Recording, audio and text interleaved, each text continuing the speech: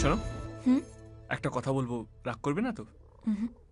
সকালটা এত মিষ্টি হতে পারে সেটা তোমাকে দেখে প্রথমবার ফিল করলাম। এলোমেলো যত লুকোচুরি চল শেষ করিয়া, ইশারায় বলা বলি বদলে যাক আজ কথা। মুড়ে নেব তোকে আদরে ভালোবাসা, উড়ে যাবে পাখি আকাশ করে পার। ও ও, আমায় আদর কর, উড়িয়ে সুখের ছড়।